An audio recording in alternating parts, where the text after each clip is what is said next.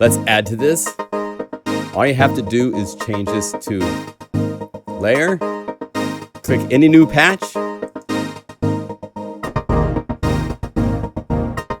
Let's take it up plus 12.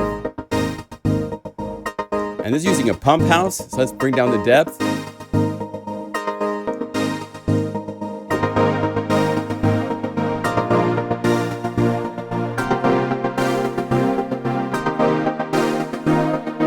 Nice.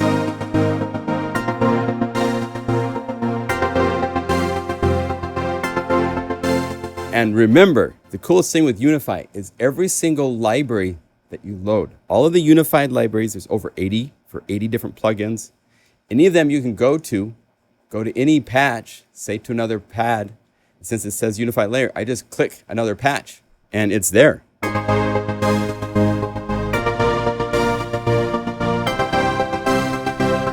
And I could do this 1, 2. Let's just click a whole bunch of stuff just to get into trouble. So we're up to how many layers? 11, 12. I don't even know what I'm clicking, but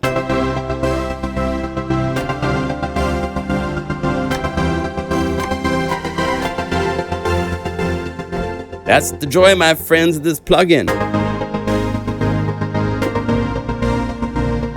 And we've just updated it to 1.8.2 beta. And it's called beta because this is our first stab at Apple Silicon support. It will install. It works natively on Apple Silicon.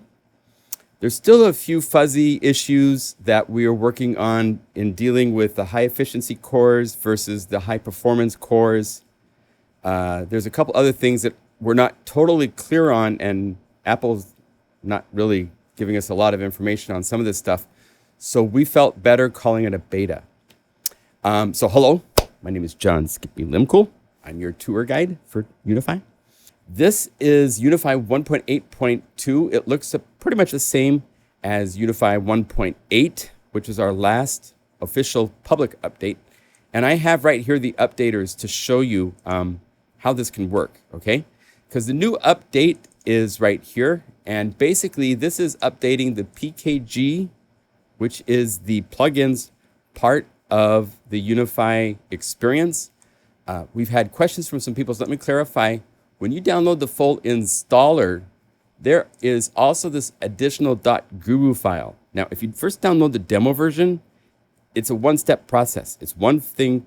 It wasn't so big. Because this is almost like 2.5 gigabytes, over 3 gigabytes when it's installed, we felt better making it separate instead of part of the installer for the plugins and for the standalone application.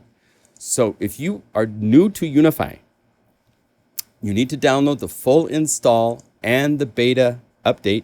If you want, you don't have to run Unify 1.8.0. You can go down here to the updater and you run Unify 1.8.2. It installs all the same stuff, but it's updated. As you can see, the file size is larger. That's because it now has universal support. It has both the Intel code that is needed to run the Intel version, and then it also has what's needed for the Apple Silicon version.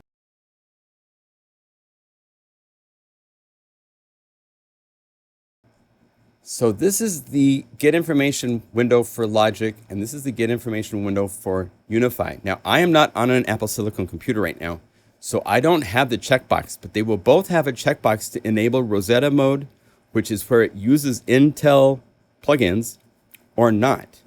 And if it doesn't, then it runs natively. And just be aware that means if you're running plugins that are not updated for Apple Silicon, they will not show up. They will not be scanned. They will not work on your Apple Silicon computer unless you enable native mode, which is Rosetta, okay? So that's how you toggle it. In the application standalone of Unify, it's in the Get Information for Unify. If you're dealing inside of a DAW, then it's Get Information for the DAW, and you set that to be able to work in Rosetta mode or not, okay? So be really, really clear about that. If you have plugins that you love and they haven't been updated, they won't work. So you'll need to write the developer and say, when is Apple Silicon support coming? Is it in the works? Do you have a date? And see what they say, okay? As far as to what we've updated, So let's go down the list and let me show you some of the things that we have updated. That would be right here. So as I said, this is Apple Silicon support.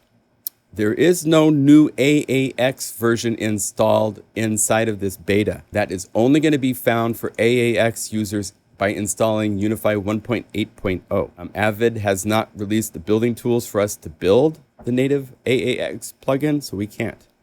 So be aware of that if you do use Pro Tools. In Guru Sampler, we've added a number of things to it. Some of these that I needed when I was building a library. We now have a lock right here, and that will lock the oscillator select so that you can copy and paste the settings but not lose the sample assignment. I was doing a library called Patchmaster Pro, which is a Pro 1 library. And let's go over here and choose something like one of these patches from up here that are all 4 in round robin stereo or something like this, where it's I sampled my Behringer Pro 1. If you click here, you see the artwork to recreate this patch in your Pro 1.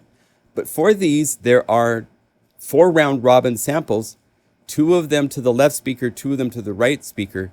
And so in order to get this to work, I didn't want to have to keep changing the oscillator all the time when I updated making the patch.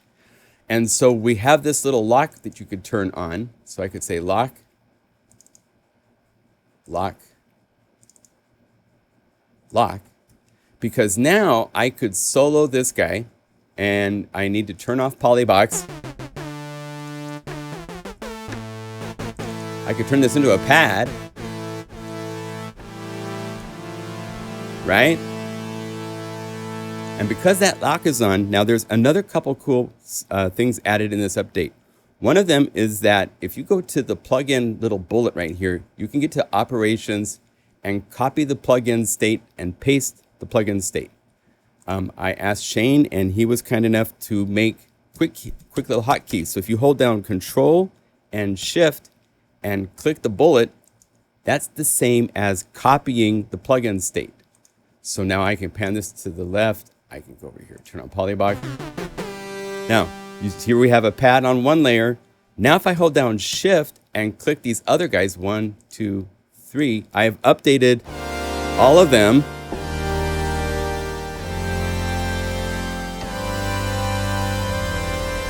And they didn't lose their sample maps. This is still assigned to Pop Brass 4, 3, 2, 1. So it's a really cool thing to be able to hold down Control and Shift and copy the setting from one plugin and then hold down Shift and click on another and paste it. It might be really specific. It was designed for me for building this library, but I've used it in other cases when I want to copy, say I have a cool pump house setting that I've modified, so everything's got a pump house going, right? So let's go, pump house is on this page right here.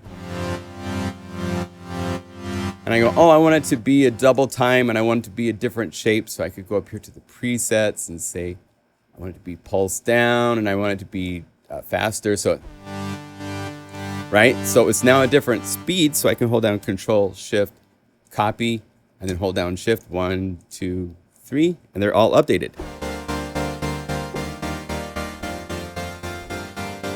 So it's just a power user move. So if you do programming on a deeper level, you have some tools to speed up copying the same setting on a complex big layer setup. On top of that, another thing that was added is that inside of doing knob assignments, another thing that I have to do when I build a library, there are cases like this where I need the same parameter assigned multiple times.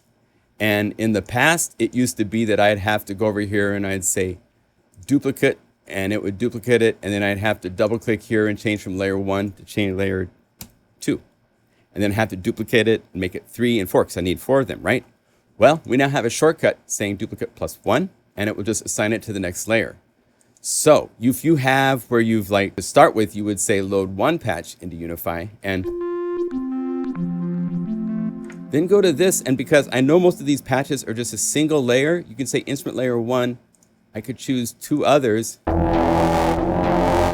And if I want these knobs to work, I have to go to each one of these, and now all I have to do is say duplicate and duplicate. because it's going to duplicate to each of the 3 layers. So I'm now controlling filter to all 3 layers.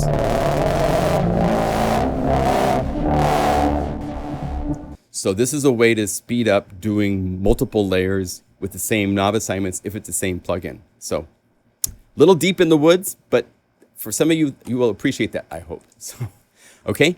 Other things, we've done things to Guru Sampler. It loops better. Tuning now works the way is expected. So I've mentioned it in the past. There are some free sample tools for getting your own samples into Unify, and they keep getting better and better. Bjorn's tools right here. There's both the sample mapper and endless wave. You can loop samples, you can map samples, and all of these parameters can be used to make an SFZ file. I'm going to be making a separate video on these tools. They're wonderful, they're free, and they let you get your own samples into Unify. And now all the tools we had for the last 2 years, the tuning has been backwards compared to what you would think it would be. Just because the way we thought about tuning, we've corrected that. So now it works the way is expected, and looping is even better than it was before. There's a new MIDI effect we have created under utility called CC Mate. If you're familiar with, we have Mod Mate as a plugin that's a free MIDI effect. This is essentially that built in where you can say, I want MIDI CC2 to come in and be rerouted to MIDI CC20. And this will reroute it for you. You can have a curvature shape if you want to it, stuff like that. So for people that need to reroute so that everything goes to their mod wheel, or their mod wheel gets sent to another MIDI CC number to change something, there's a MIDI effect now to do that.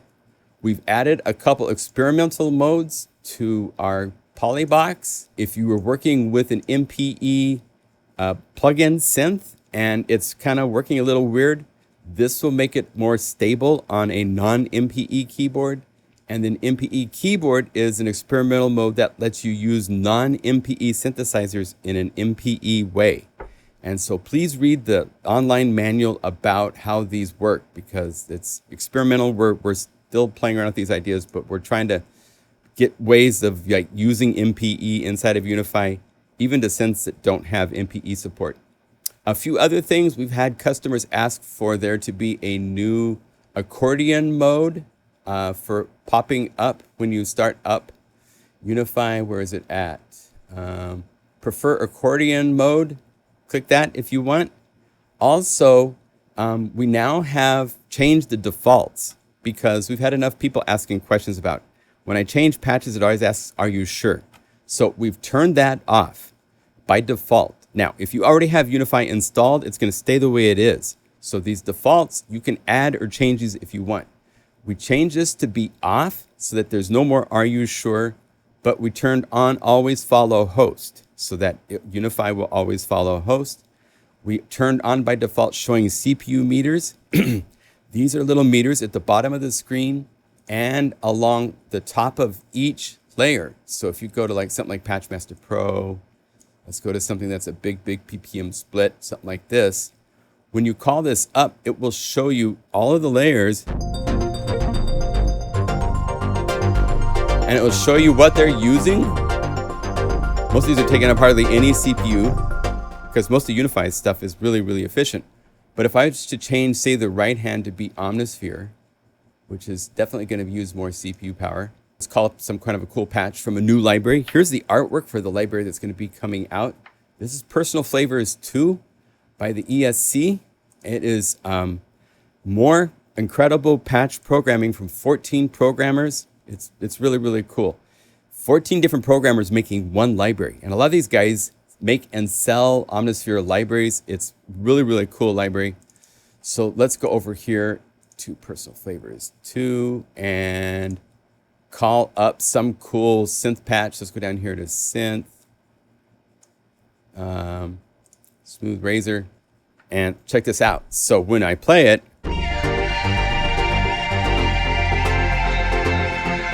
this is definitely the one taking up the most CPU power. You see the meter is increased, right? And also the CPU down here, this is showing kind of a global, how is it doing with the buffer?